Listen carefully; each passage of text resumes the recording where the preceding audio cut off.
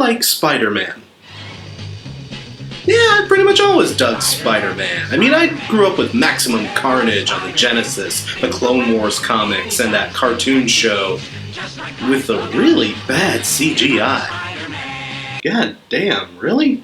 Man, some of this shit has not held up well.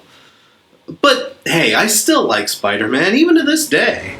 I love the Sam Raimi films, except for the third one. Hated the fuck-awful Amazing Spider-Man movies. Shut up, they suck. Yes, even the first one. And I'm stoked that Spidey's back in Marvel's hands. I'm really looking forward to Homecoming. Cross your fingers on that one. It looks like it could be good. Now, this probably sounds like a weird way to start out a review for a rock show, but what if I told you that the worst thing to come out of the Spider-Man movies isn't even in any of the Spider-Man movies? No, it's worse than the second Amazing Spider-Man movie, worse than the third Raimi film. It's even worse than that weird-ass 1978 Spider-Man Strikes Back movie.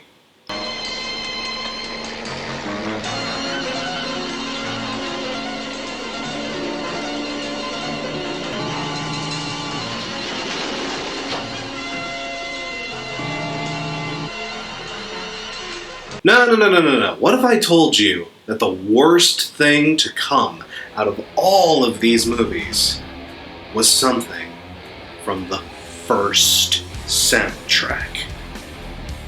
I know that sounds odd, but just roll with me here. This album was weird.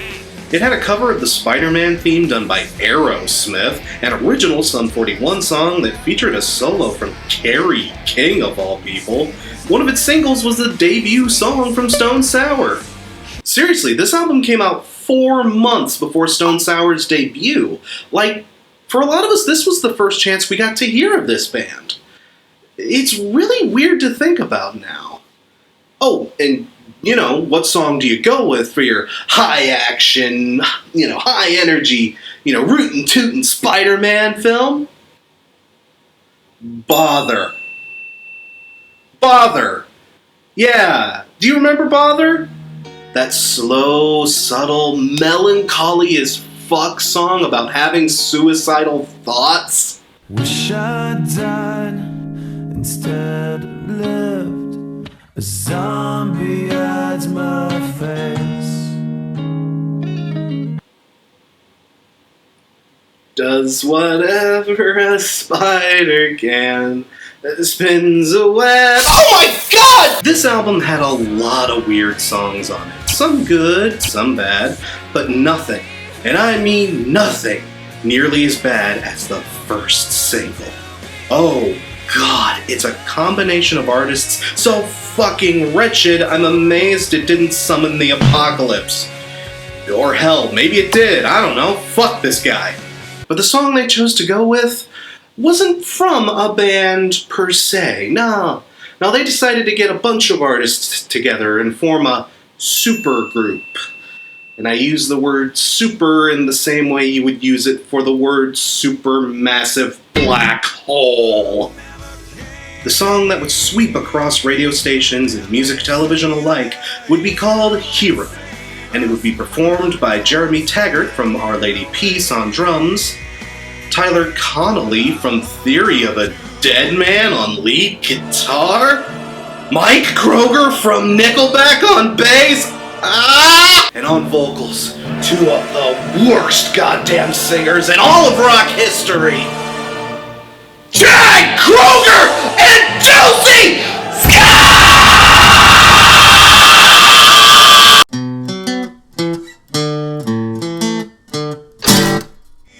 Oh my god! Oh my fucking god! How did this happen? How is this a thing? What in the name of God, the devil, and George Carlin's ghost made something this unholy occur? This is bad. Just as fucking bad as you would imagine it. The music itself, I almost have nothing to talk about. It's so bland, mediocre, lifeless. It's very simplistic arrangements put together in the most formulaic way to create the most milquetoast, yet still insanely profitable, combination possible. It's practically the 4-chord song. You guys know what I'm talking about with that, right? If not, Google 4-chord song. Trust me, you'll be glad you did. Any single one of you out there could write this song in your sleep, and yes, that applies to you out there with zero musical talent. This isn't even trying. This song is about as creatively bankrupt as songs fucking come. It's not made to say anything, it's not made to be artistic, it's made to stick in the back of your head and stay there, festering like a goddamn popcorn kernel lodged in your teeth. You spend days tonguing it, but it never comes out. It sticks there and stays until you finally plunk down $20 at Sam Goody and just scream, for the love of God, make it stop! Please make it stop! See, this is why I don't listen to a lot of pop music. It does the exact same thing to me. God damn it. You want a prime example of how lazy this instrumentation is? Check out this ripping solo from the master guitar player from the awesome band Theory of a Dead Man.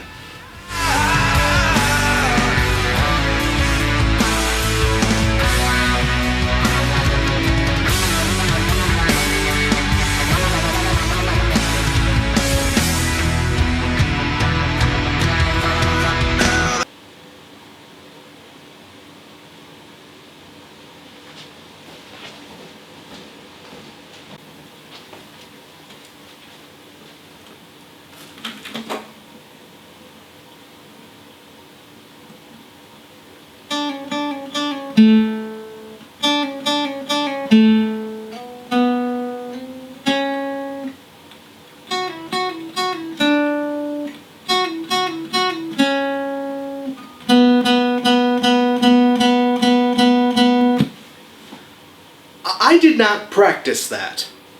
I promise, I didn't. I just picked up this guitar and just guessed what notes those were gonna be. Off the top of my fucking head. And I kinda suck at soloing, so come on! That's gotta tell you something! And the lyrics sure as hell don't save this thing. Honest to God, I swear it's just gibberish. They don't make the slightest amount of goddamn sense. Not in the universe of film, not in our universe. It's barely English. I'm so high, I can hear heaven. Oh, but heaven, no heaven, don't hear me. I wish you could hear heaven, Chad. I really do. Because that'd mean you'd be dead. Nah, I don't really mean that. But, come on, what does that mean? Really, think about it. I hold on to the wings of the eagles, watch as we all fly away. Okay, A, unless you're friends with the Deus Ex Machina bird from Lord of the Rings, that shit ain't happening. And B, God, I hate to be that guy, but English lesson, I'll hold on to the wings of an eagle, watch as we all fly away. Homeboy, unless you cloned yourself a couple of times in between that period, those pronouns are officially fucked. Someone told me love would all save us, but how can that be? Look what love gave us, a world full of killing and blood spilling. Wait, love gave us a world full of killing and blood spilling? Okay, I guess you have a small point there, but why do you expect love to save you if that's your attitude towards it, man? That world never came. Oh, well, I get it now. Love gave us something it didn't give us. You know, it's my own damn fault for expecting anything more from the masterminds behind opuses like Click Click Boom and Figured You Out. guess I should just be glad the song isn't rapey as all hell. Yeah, figured you out weirds me out. Fuck that song. I like the white stains on your dress. Look, I'm not analyzing these lyrics any further. What would be the point? It's just the emptiest fluff to get you to listen to the bland, unthreatening music so that you can hum along to it in the credits of your $1 million action movie. These were kind of a thing back in the day. Some were better than others.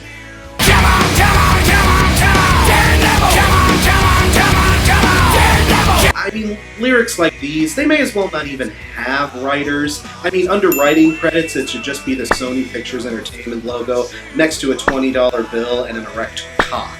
These lyrics are meant to be pretty, but entirely meaningless. Not even in that subversive Andy Warhol.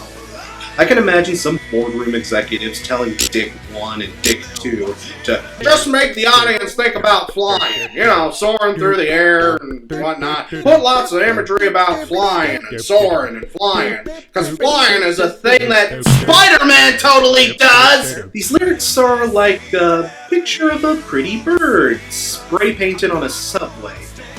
I mean, it might be pretty to some people, but no matter how much you might want to try to extract any meaning from it, it isn't there. It's just a vague, shitty, inspirational poster set to music. In fact, I'll bet you could pluck random phrases from some generic-ass inspiration quote Twitter feed and probably get a better song out of that. Hell, you know what? Sometimes you gotta create things that you wanna be a part of. Take control of your emotions before they take control of you. See how easy this is? I'll have my record deal now, Sony. And, you know, for as much as I'm griping about it, the fact that the lyrics are complete claptrap don't necessarily mean anything. I mean, the song still could have been good. Meaningless songs pop up all the time, and they're still great. Look at stuff like Champagne Supernova, I Am the Walrus, or Do They Know It's Christmas? Just because a song is meaningless doesn't mean it has to be bad. Honestly, I think this song could have been saved. Milquetoast music or not, all it needed was a decent vocal performance. Which is why it befuddles me you would pick such a pissing razor blade's horrible choice! What the fuck? Why in the hell did you go with these guys? Well, I can't think of two people worse to pick! What, were Patrick Stump and the guy from Smash Mouth unavailable? Did Scott Stapp and Sully Erna say no? What the fuck? I'm sorry, kinda lost myself there. Let me elaborate.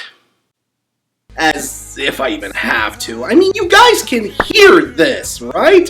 I mean, even back in the Silver Side Up days, which was around when this piece of shit was floating about, people knew Chad Kroeger had a horrible voice. Hell, that was the thing people hated most about the guy. He's just got this horsey, unnecessarily raspy delivery with very little flexibility and range. It's weirdly high and weirdly gravelly. It's like a 16-year-old who somehow already developed smoker's throat. And in a song that's meant to be pretty, uplifting, and inspirational, why would you have this yelping twat carry it? For God's sake!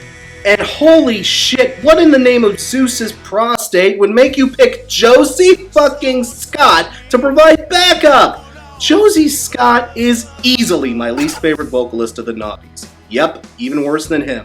I'd seriously rather listen to William Hung, and I'm not kidding.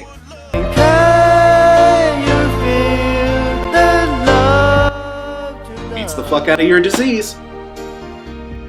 I swear, Scott isn't so much a man as he is a giant pile of mucus with shitty facial hair. He's one of the most nasal singers I've ever heard. It's like he's singing with a clothespin on his nose. Look, dude, I know Chad probably reeks of Axe body spray, but you gotta put up with it and do the song proper, man! He's so nasal, I can hardly tell if his harmonies are even in tune. Dude, sing from the diaphragm! Not the uvula! Actually, you want to know why they hired him? The answer is a lot simpler than you might think. It's downright comical how simple it is. You see, him and Chad Kroeger had the same manager, and when Chad was commissioned to do the song, they hired him because he was cheap. Seriously, that's it. He was cheap. Like, really cheap, too, from what I understand.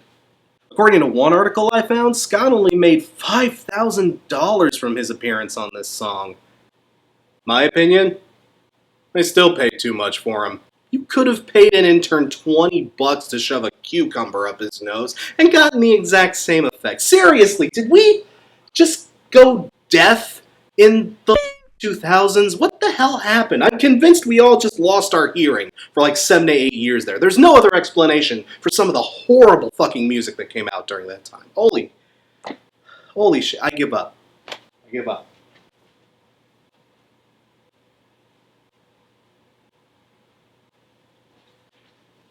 Still got half a video to do, so... Damn. Seriously, though. Though, to be fair, if I were Josey Scott, I'd be pissed too. You know why? Because somehow, this song was fucking successful! It was crazy successful! It went 4 times platinum here in the US, and it did twice as well in Canada! Oh, come on, Canada!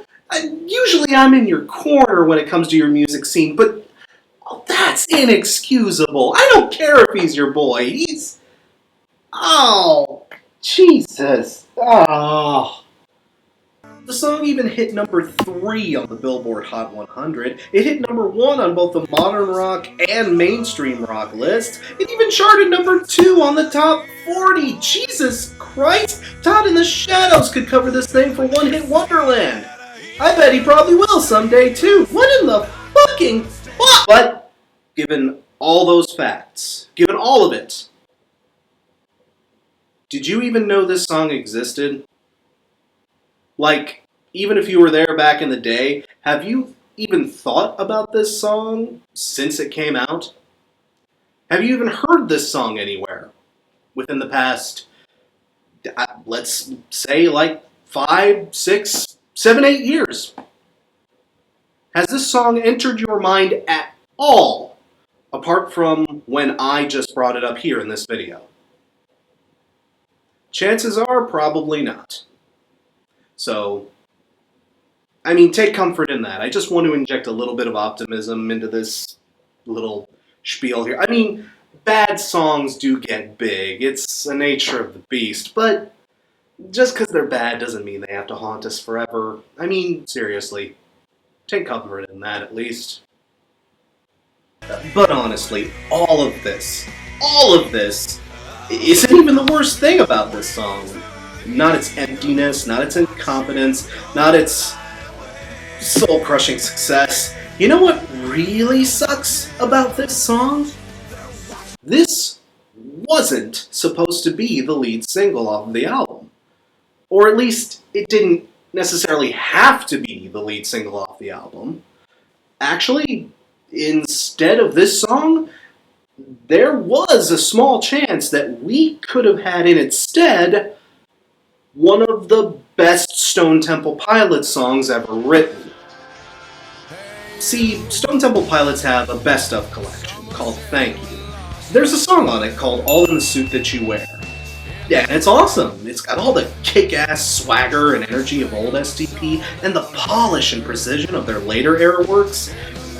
Not too much later, just right in that sweet spot of excellent Stone Temple Pilots music. It's brash, bold, exciting, brilliantly arranged and played. Well, I guess it could use a solo if I'm being 100% honest. But the point is, the song kicks ass. Way more ass than this garbage. Why do I bring this up? Because this song was specifically written for the Spider-Man movie. Yeah, STP were originally going to submit this as a track for the album, but they wrote the song under the impression that it would be the album's lead single. Apparently that wasn't what the execs at Sony had in mind, so STP ended up pulling out of the deal, and through some unbelievable kind of legal wizardry, they were able to keep and maintain all the rights to the song. So that's why we ended up hearing it later on this collection. And the thing is, it's good. It's legitimately good. Over time, it's become one of STP's most beloved deep cut tracks. In fact, time has been way kinder to this song than it ever has to Hero. Holy shit. It's a crime that this wasn't the song that we ended up getting for the movie. But I guess Sony just wanted to settle with the Family Values Tours edition of My Heart Will Go On. Jesus. Spider-Man ended up being a killer hit that year regardless of the soundtrack, so I guess it doesn't really matter in the broad scope of things, but man, imagine how much more kick-ass Sam Raimi's first movie would have been if it had that song playing over the credits, instead of this warbly, garbly garbage. And that doubly sucks because STP is one of those bands that just never got the appreciation they deserved. Seriously. Albums like Purple and Tiny Music are seriously overlooked for how great they are. But, man, time and time again, this band just kept getting pushed aside either by other bands or weird circumstances or, well, more often than not, Scott's drug problems and misbehavior. But still, the music was good, and I think they deserved better, especially here. I mean, I guess it's not a big deal or anything, but it just sucks that we could have had a kick-ass song to go along with our kick-ass Spider-Man movie, but instead we got swaddled with Mr. Ed's cokey nephew and Jabba the Mucinex monster. Ugh. I guess it's better than what they did with Spider-Man 2?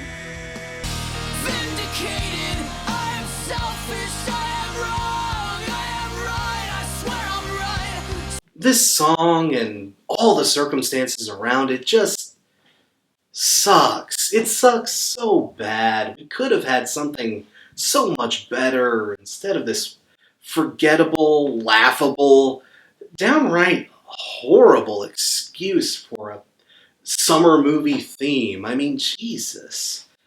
I feel like that movie deserved better. STP certainly deserved better. You know what? They say that a hero can save us. Well, I'm not gonna stand here and wait.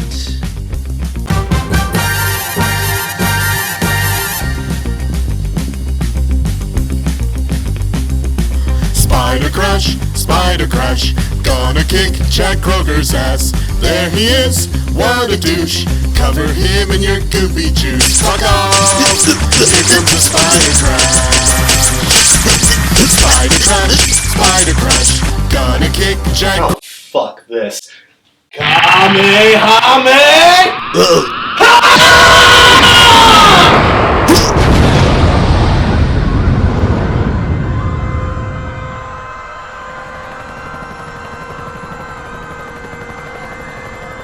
Fuck Nickelback. Spider-Man, does whatever a spider can. Spins a web in his eyes, catches thieves just like flies. Look out, here comes the Spider-Man.